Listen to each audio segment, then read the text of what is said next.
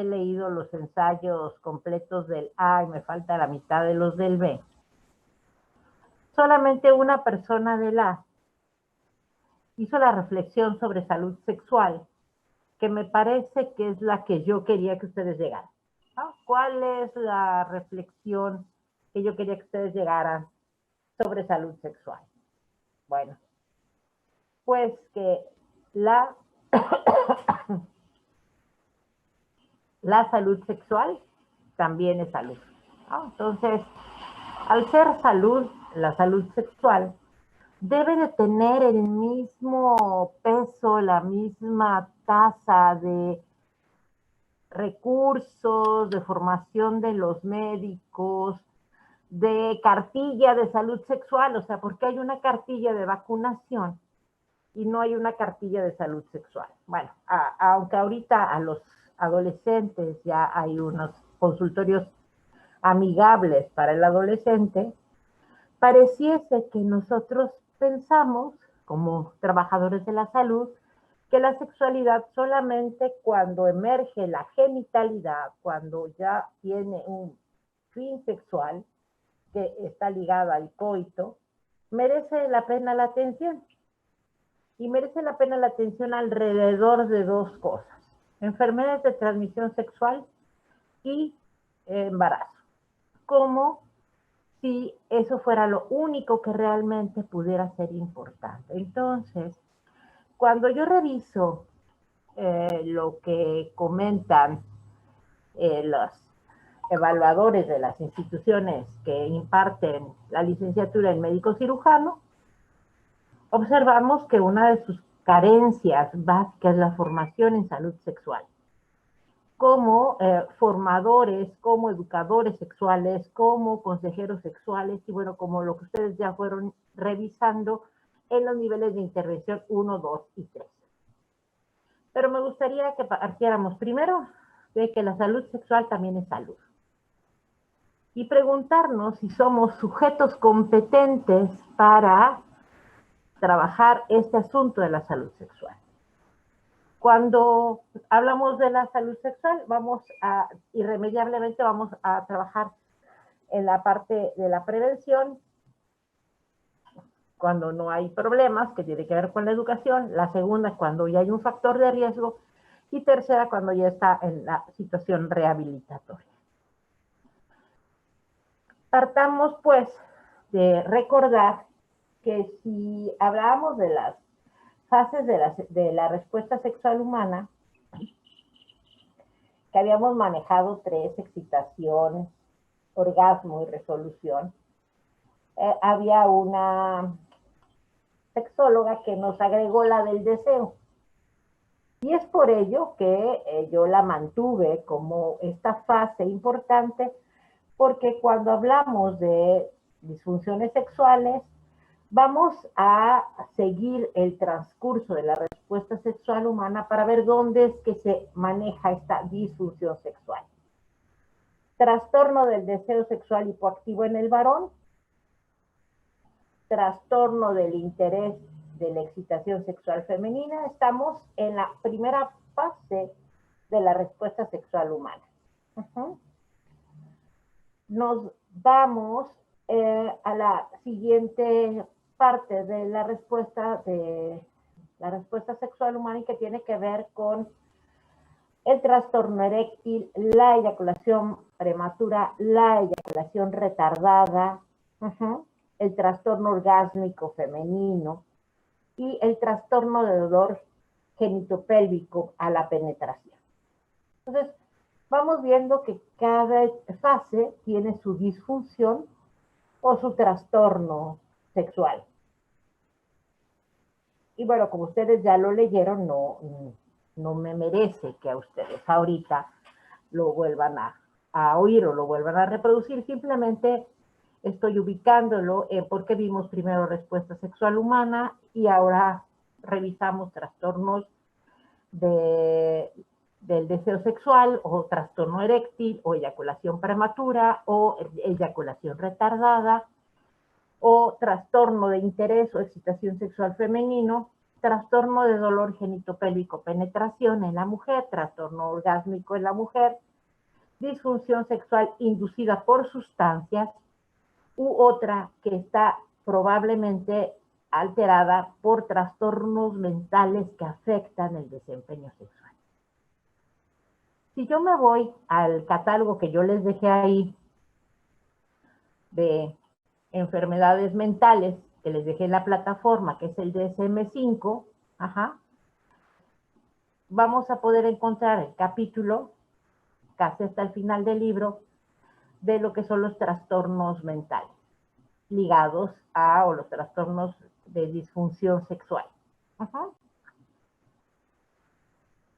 Y vamos a encontrar también las parafilias, las famosas parafilias que ya habíamos medianamente nosotros revisado en algún momento de la condición. Ay, se me movió Y bueno, cuando hablamos de estos trastornos, en el DSM-5 vamos a hablar de los que ya les mencioné, los trastornos parafílicos, que son aquellos que incluyen los comportamientos que la mayoría de las personas consideran desagradables, inusuales o anormales. Estos trastornos parafílicos suelen ser más en varones que en mujeres. Y se incluye la disforia de género, que es una categoría diagnóstica interesante, porque la disforia de género es cuando algunas personas se identifican con gran intensidad con el género opuesto y se sienten incómodas por tener los roles de género asignados, ¿no? Entonces hay una profunda incomodidad por sentir, por percibirse o funcionar como mujer si están identificados con la otra parte del género. Y vamos a incluir en esta consideración lo que les comentaba de trastornos mentales que afectan el desempeño sexual, como serían los trastornos psicosomáticos, el trastorno depresivo mayor o la esquizofrenia. Como vamos a incluir, ay, ya los perdí, chicos, ¿dónde andan? Como vamos a incluir estas cuestiones de los trastornos psicosomáticos, antes de que sigamos progresando con la clase, voy a hacer la división de que el grupo A, que es un grupo chiquito, ¿por qué es un grupo chiquito el grupo A? ¿Hay muchos recursadores en el B o qué? No, no hay tantos. Porque el grupo A me llega hasta 29 alumnos y el grupo B, que nunca los he visto juntos, ¿verdad? Me llega a 45. ¿Perdón, Estrella? Somos 28 en edad. ¿Son 26? 28. A 28. Ok. Entonces, la mitad del grupo del A va a preparar de ese material que le subí de DSM-5, el manual de trastornos mentales, va a preparar la presentación de trastornos psicosomáticos, ¿sí? Y la otra mitad, trastornos de la conducta alimentaria. Y lo mismo va a suceder con el B. Puede ser un equipote, ¿eh? O sea, pueden hacer un gran equipo. Hasta Priscila, del 20, en el B, trabajará con trastornos psicosomáticos y bueno, lo que resta de los trastornos de la conducta alimentaria, que serían dos temas que nos van a faltar, bueno, que faltan de que cubramos en el programa. ¿Quedaron clarísimos? ¿Sí? Sí, doctora. Bien, entonces, sigamos con la clase de hoy y vamos a centrarnos, chicos, en lo que ustedes pudieron identificar de lo que sería la consejería,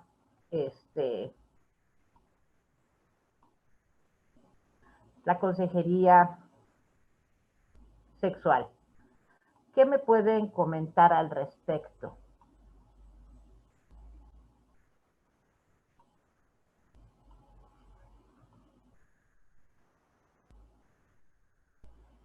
¿Qué es la consejería? ¿Qué fue lo que les llamó la atención de ese documento? Pues, bueno, tú primero, Fanny. Ok, en que nosotros como doctores tenemos la responsabilidad de informar a nuestros pacientes y decirles que no les debe quedar pena al momento de que nos expresan sus dificultades sexuales y, y es muy importante que nosotros no lo tomemos porque hay muchos médicos que lo toman como burla y por eso luego los pacientes se quedan muy traumados y ya no quieren decir de su vida sentimental privada. Pues ni siquiera es de la vida sentimental. Cuando hablamos de salud sexual, estamos hablando de la expresión de su sexualidad genital, pero si nos referimos exclusivamente a los adolescentes, vamos a perder de vista de que la sexualidad o la conducta sexual se abarca desde que nacen los chiquitos con comportamientos específicos de autoexploración, de autoestimulación, que pueden ser parte de su proceso de desarrollo y que los padres los pueden tomar como algo inadecuado y algo inapropiado porque están leyendo la sexualidad del niño como si fuera una sexualidad de adulto. Entonces, cuando hablamos de consejo sexual, y gracias, ¿quién me compartió? ¿Quién me compartió? ¿Quién me compartió? Que ya la ¿Stephanie? perdí. ¿Stephanie? Say Martín. Ok, gracias, Stephanie. Es que estaba metiendo a Juan y me distraje. Se apagó tu micrófono y entonces ya no vi el cuadrito prendido. Usted disculpe. Entonces, cuando hablamos de la salud sexual y ustedes recorrieron la guía, se dieron cuenta que es afectada la sexualidad de las personas que practican la genitalidad por cuestiones de salud agregados. Por ejemplo, cuando hay una situación de diabetes, cuando hay insuficiencia renal, cuando hay condiciones cardíacas, cuando hay cambios etarios, ¿no? O sea, cuando ya llega la menopausia, que tiene que ver con cuestiones hormonales, vamos a ver que también la aterosclerosis está teniendo una influencia, el tabaquismo en la expresión y el goce de la sexualidad plena, el sedentarismo, el colesterol. O sea, hay una serie de enfermedades médicas que van a tener efectos en la vida sexual de las personas.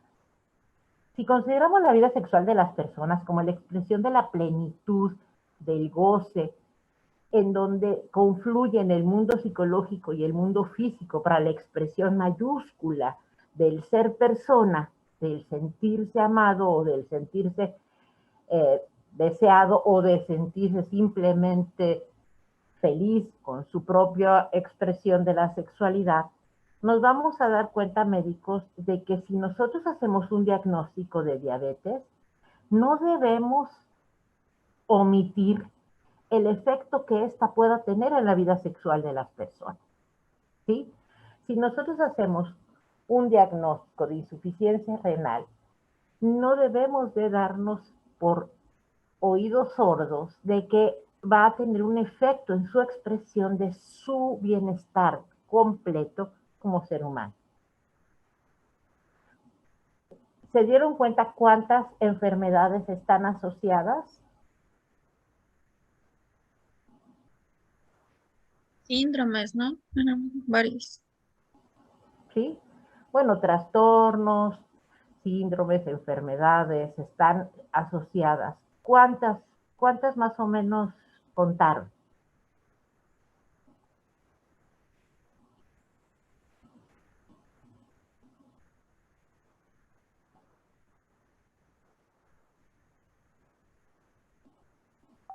Como mínimo 5 que se repiten en varias disfunciones. Entonces, hay una consistencia relacional entre enfermedad médica y funcionalidad sexual. puede ser esta psicológicamente influida o fisiológicamente influida. Ajá. Una persona que está teniendo, por ejemplo, cuando les abren el intestino y les ponen así la tripita para que defequen por el hoyito que no me acuerdo cómo se llama, ¿sí? Su imagen corporal se vio afectada. Yo no me puedo sentir sexy, ¿sí? Si me ponen una bolsa de plástico que tiene excremento. Ajá.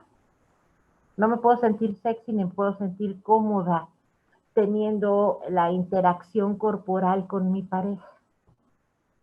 Si yo tengo diálisis peritoneal, si yo tengo un problema cardíaco, si yo tengo una extracción de las mamas por cáncer, mi cuerpo no se va a representar con la misma confianza que se puede representar ante el otro para sentirse deseado y amado.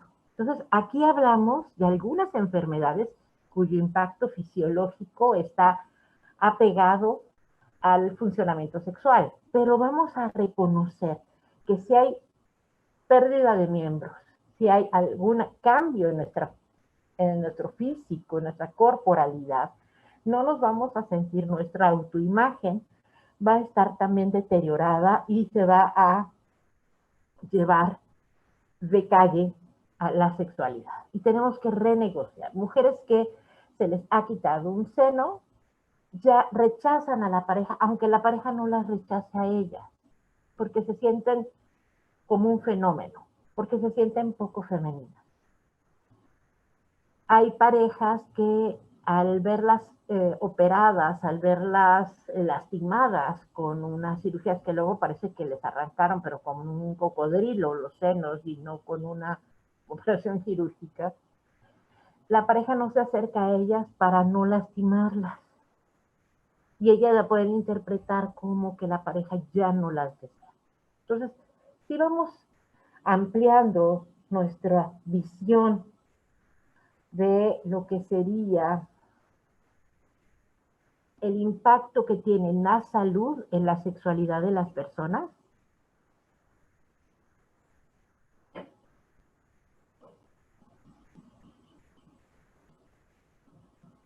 Sí, doctora. Sí, doctora.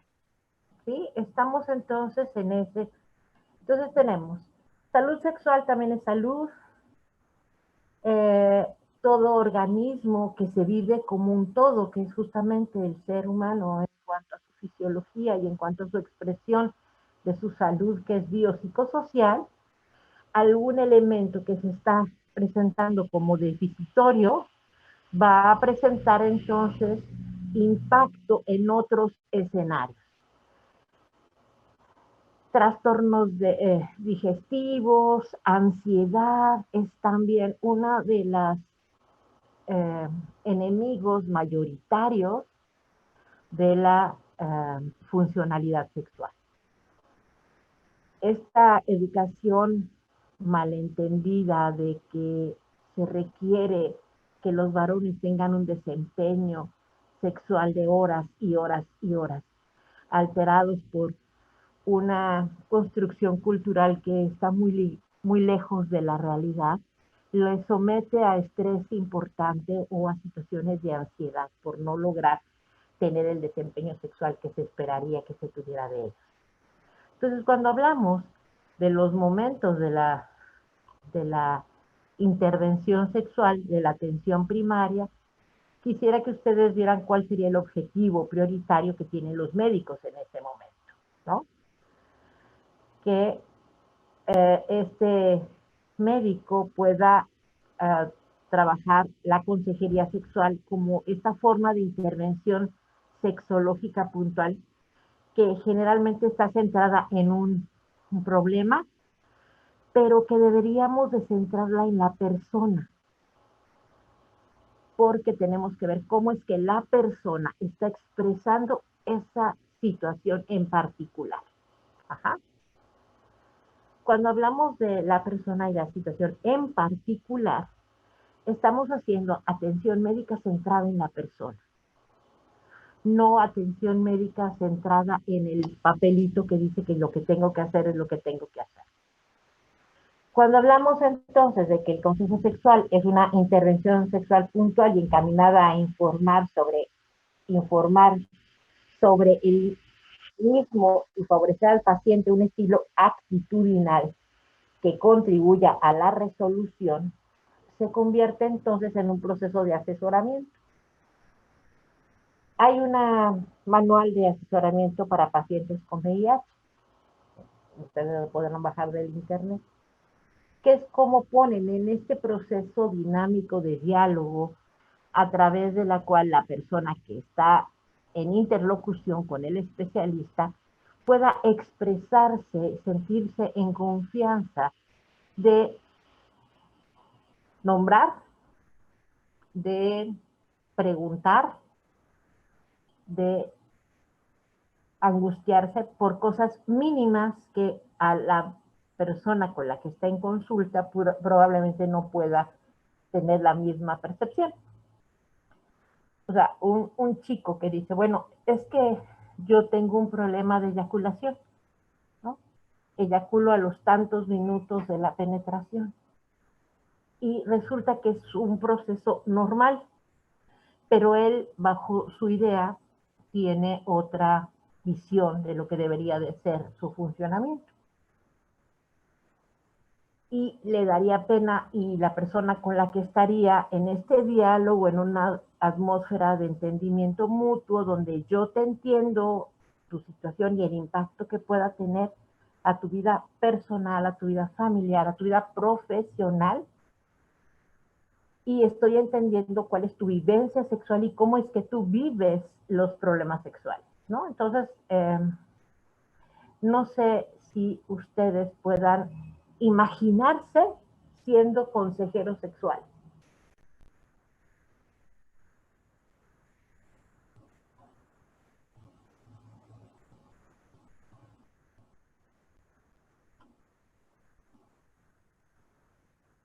Yo digo que sí. Estefanía dice, yo sí me imagino siendo una consejera sexual. Pues todos tienen que ser consejeros sexuales. Todos se van a ir a hacer servicio social en algún lado del planeta. Ajá. Y ahí no vas a poder seleccionar, yo nada más quiero pacientes con esto. Podemos pensar, yo nada más quiero pacientes con diabetes. Jejeje, te va a tocar. Si entiendes que la persona es un todo y que está interactuando sus procesos personales, emocionales, sociales y fisiológicos para dar la sensación, sí. ¿Y qué necesitaría Stephanie para ser una buena consejera? Primero, aparte de conocer todas las disfunciones, todas las características psicológicas que pueden estar acompañadas a las disfunciones, cómo las enfermedades médicas pueden dar efectos en la respuesta sexual humana. Lo siguiente que tiene que saber Stephanie es escuchar, lo que se le llama escucha activa. Cuando hablamos de escucha activa, no es que nosotros nada más activemos así la oreja. Cuando hablamos de escucha activa es cuando hablamos de este proceso de indagación respetuoso que lleva el hilo de la conversación el paciente. O sea, el paciente dice, es que tengo mucho dolor cuando tengo relaciones. Y el doctor responde, le voy a dar una pomada para las infecciones. Le preguntó si tenía otros síntomas que pudieran hacerlo pensar que esa no es escucha activa, ¿no? Platíqueme desde cuándo las tiene, ese dolor, específicamente dónde se manifiesta. ¿Qué pasa cuando tiene ese dolor? ¿Alcanza a tener relaciones sexuales o no? ¿Las evita? ¿Cómo se siente usted con sus sensaciones solamente mediante cuando está usted excitada, que le da este dolor, o solamente la penetración? O sea, hay que hacer toda una serie de exploraciones con este ir y venir de la información del paciente y ser receptivos y permitirles que tengan la precaución, ellos de irnos diciendo poco a poco, porque hay personas que dicen, bueno, es que doctor, me da mucha pena, pero quiero decirle que mi marido se queja de que pues yo soy frigorífica, ¿no? Hablan con palabras que no corresponden, en lugar de decir frígida, pues pueden poner la palabra frigorífica, ¿no?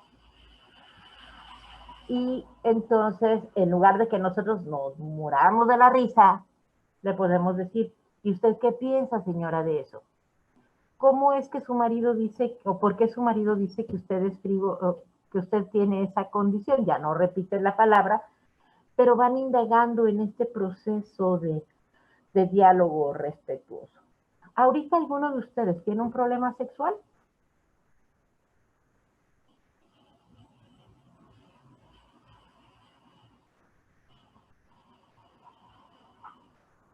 ¿O todos o ninguno? Porque nadie contestó, ¿no? Yo Justamente, no. mande, dice Sonia, yo no. ¿No? Justamente cuando hacemos la historia clínica, tendríamos que incluir lo de la situación sexual y también poderle preguntar, oiga, ¿y quién le informó acerca de su sexualidad? ¿Cómo se educó? ¿Qué piensa acerca de ella? ¿Cómo va a progresar? Ay, ya me está ganando el tiempo. Por ejemplo, ¿cómo impacta la sexualidad un parto?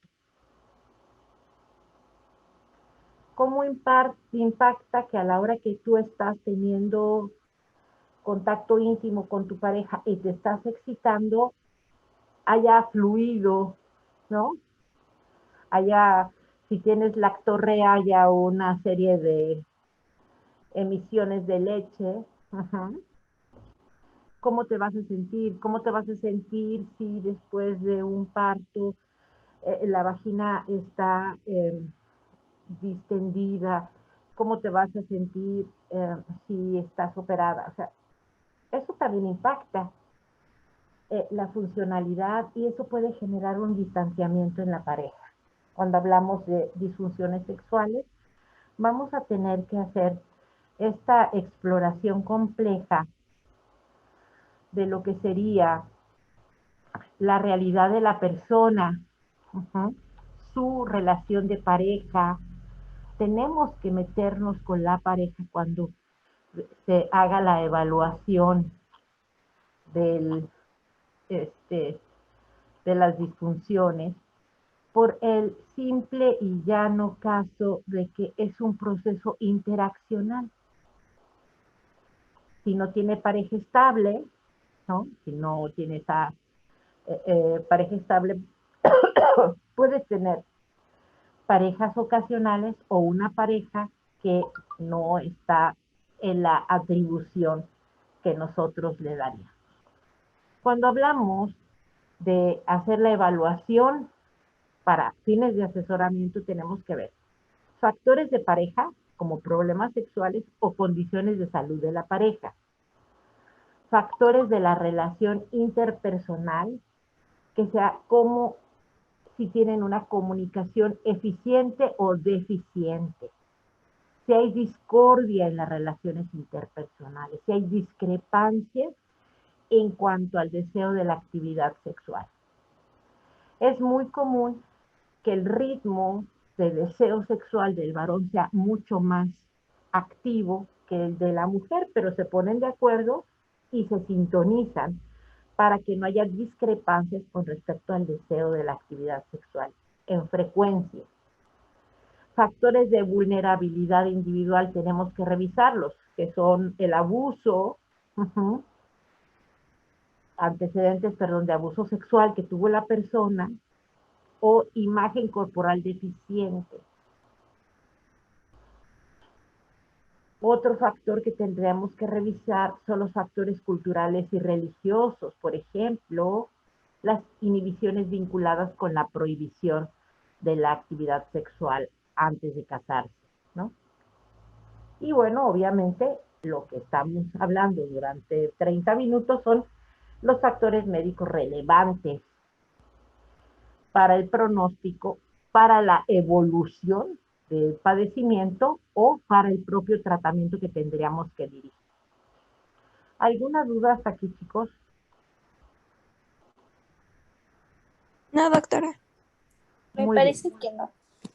Muy bien, entonces, cuando hablamos de que Stephanie va a poder ser una buena orientadora sexual, resulta que todos se me tienen que formar en esa fila. A menos que sean patólogos forenses, creo que no van a tener que preguntarle a su paciente si tuvo o no una vida sexual plena o si está afectando sus enfermedades crónico-degenerativas a su vida sexual, o si ellos como personas han expresado sus condiciones psicológicas, fisiológicas, comportamentales de manera interesante.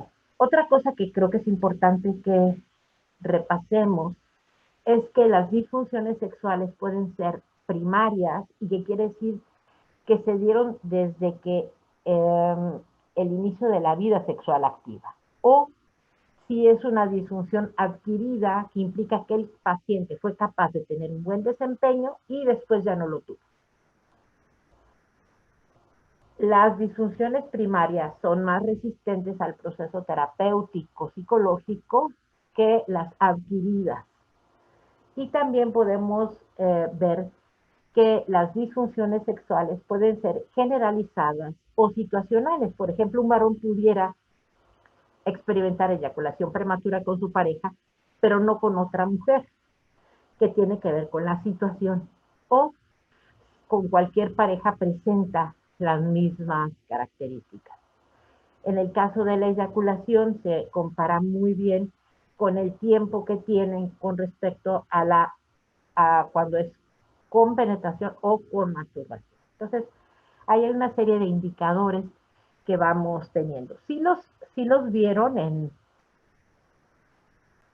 lo de consejería, vieron que hay instrumentos para evaluar la disfunción eréctil, ¿sí?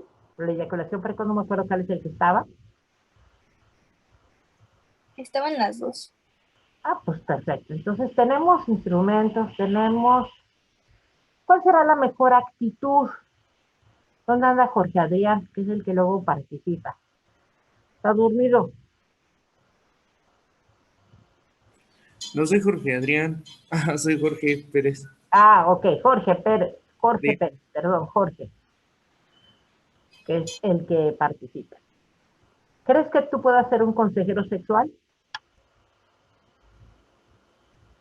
Pues creo que de hecho ya lo he sido, o sea, creo que cuando estamos entre amigos es normal hablar de ciertos temas cuando existe la confianza, ¿no? ¿Pero con información o con presunción de saber? Mm, con información. ¿Con información científica o que te dijo el amigo de que te dijo?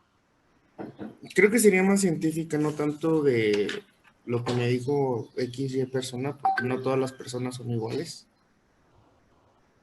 ¿Y cuál crees que es la actitud que te sirve a ti para ser consejero sexual? Tal vez, bueno, me han dicho que soy una persona muy fácil como para hablar. Ujú. Muchos amigos se acercan a mí y me platican sus cosas porque será la forma en la que les doy los consejos o simplemente que los escucho. Ujú. Es muy, ¿cómo se dice? Si no, nosotros decimos, es que lo escucho, es que lo dejan que hable. Ujú. Y cuando hablamos de consejería sexual, hablamos de escucha activa, en donde yo estoy interesado en lo que me dices y voy teniendo una serie de dudas y voy trabajando contigo para que las empecemos como a ampliar el proceso informativo, tanto para ti, que eres el que está en este proceso de consejo, como el consejero. Tenemos que permitir que fluya un gran proceso de la información. Nos salimos y regresamos, aunque la pobre de Valeria acaba de entrar. Y son tan amables para... Sí, maestra. Gracias. Me regreso. Hablaba yo de las actitudes de la consejería. y que aunque Jorge pudiera tener una actitud de apertura en donde las personas tienen confianza inmediata en vertir información con él, pueda tener dificultades con respecto a pacientes de edad. Cuando nosotros somos jóvenes, y lo van a vivir cuando entren a su práctica médica, y somos jóvenes, las personas mayores van a dudar de su competencia, de su falta de expertez, o les va a dar pena hablar con ustedes acerca de su sexualidad porque van a sentir que no tienen información al respecto, que no pueden hablar de la sexualidad de los adultos mayores porque es una condición que es mutilada en esta sociedad. Cuando hablamos de adultos mayores, les comentaba, el día que me fui a hacer el Papa Nicolau, la chica que me sacó la muestra, ¿no? Me dijo, ¿verdad que usted ya no tiene relaciones sexuales? O sea, ella dio por sentado de que yo no tengo relaciones sexuales. La pregunta es, ¿por qué? ¿Por qué hizo esa presunción? Porque me ve mayor de 50 años, porque, o sea, ¿por qué hace esa presunción? Tiene que ver con una serie de prejuicios construidos socialmente donde al anciano lo asexúan, le quitan la sexualidad así. Es que tú ya eres viuda, ya no tienes relaciones sexuales. No, a ver, o sea, ¿por qué asumen eso? Entonces, esta predisposición cultural a quitarle la sexualidad al adulto mayor hace que sea también una barrera para poderlos orientar de manera adecuada en cómo pudieran progresar con su proceso. Hay posiciones especiales para adultos mayores que les permiten tener un buen desempeño sexual. Hay posiciones que les permiten a los cardiópatas tener un buen desempeño sexual sin que implique un riesgo para su funcionalidad cardíaca. Pero pues el cardiólogo nada más les da las pastillas, la aspirina y los cita en 6 meses. ¿Quién acompaña a esas personas en su mundo sexual? Pues espero que ustedes, ¿no?, que están en este momento de la conciencia de que la sexualidad es parte de la vida de todas las personas, desde que nacemos hasta que nos morimos. ¿Alguna duda hasta aquí? ¿Algún comentario, chicos?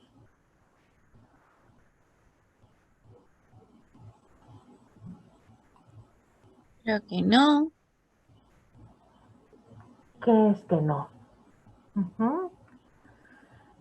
Doctora, ¿y cómo se hace eso, o sea, sin que haya como un pase, que haya alguna incomodidad? ¿Cómo se evita esa incomodidad? Primero, lo primero que tenemos que hacer como médicos es reconocer, incluirlo en nuestra actitud corporal, ¿no?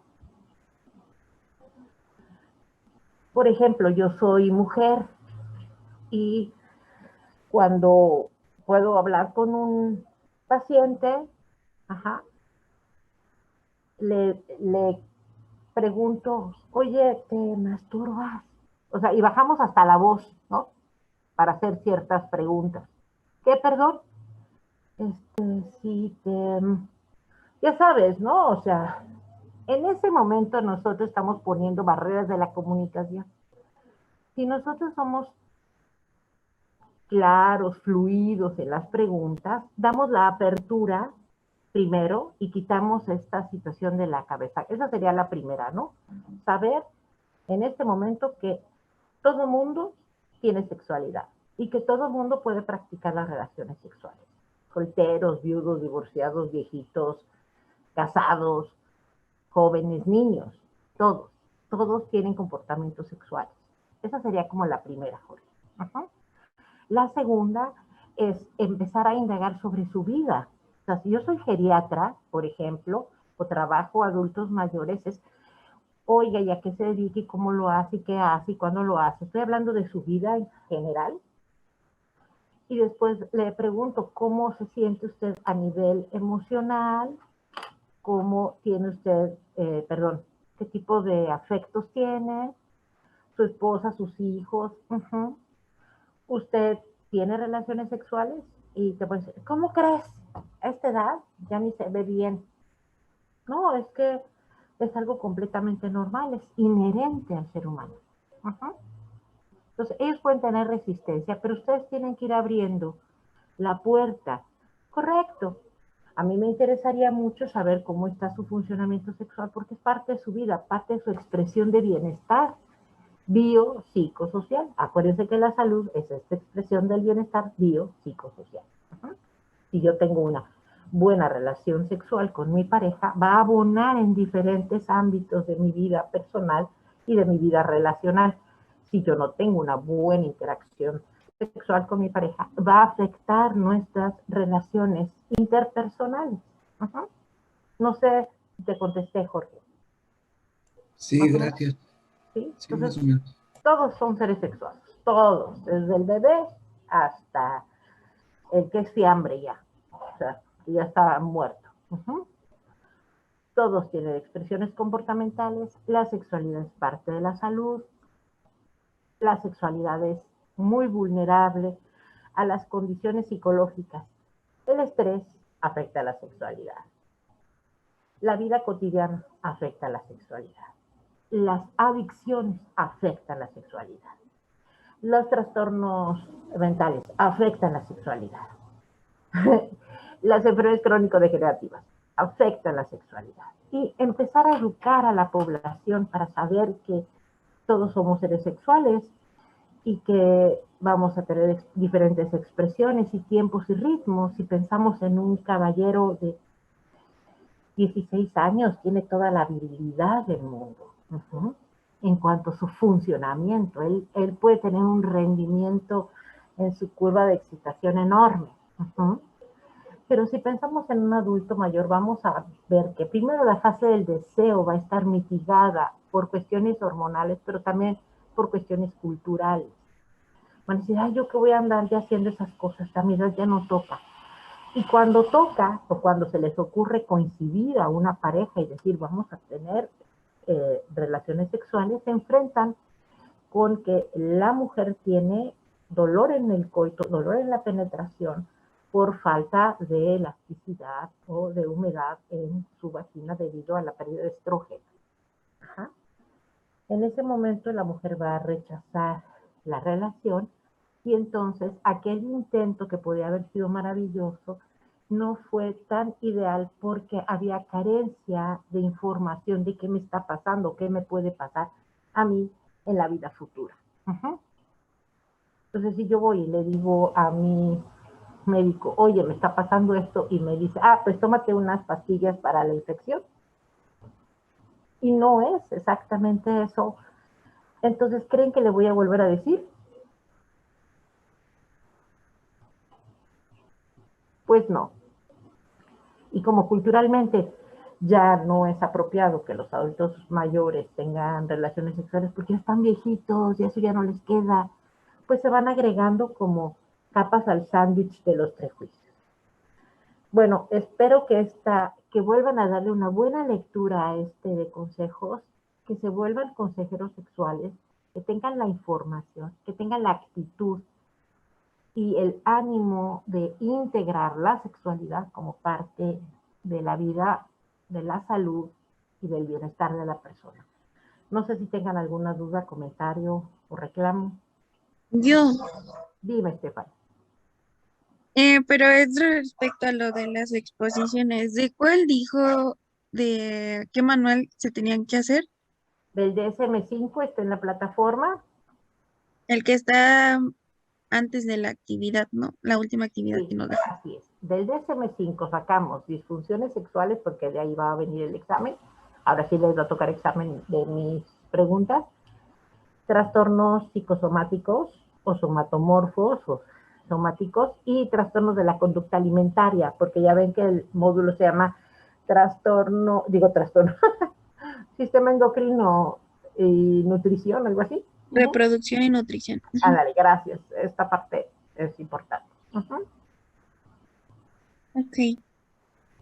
Sí, entonces espero que se informen mucho, que lean mucho sobre la sexualidad, para que sean también muy buenos consejeros sexuales. Recuerden poner siempre a la persona como una persona sexuada frente a ustedes, con todas sus dimensiones, con todos sus solones, el vincular, el reproductor, el erótico.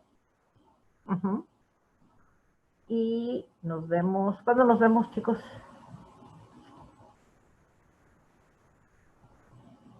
No recuerdo, Miss, pero ahorita le digo por mensaje. Ok, ¿alguna duda a los demás o ya se me fueron? ¿Cuándo nos tocaría exponer? Andy, Sí, ¿cuándo nos tocaría exponer? por eso quiero que me digan el tiempo, Ah, ok. porque si es mañana, pues los voy a meter en una complicación, ¿sí? Entonces, por eso listo los tiempos para yo mandárselos a las jefas de grupo cuándo serían estas exposiciones. Ajá. También serían por equipos y por lo pronto, sean felices, es muy fácil, háganse la vida simple, se cuidan. Y ahorita checo con sus jefas de grupo cómo Sí están las tenemos clase mañana, pero no creo que sea la exposición para mañana. No. Entonces, para que nosotros reorganicemos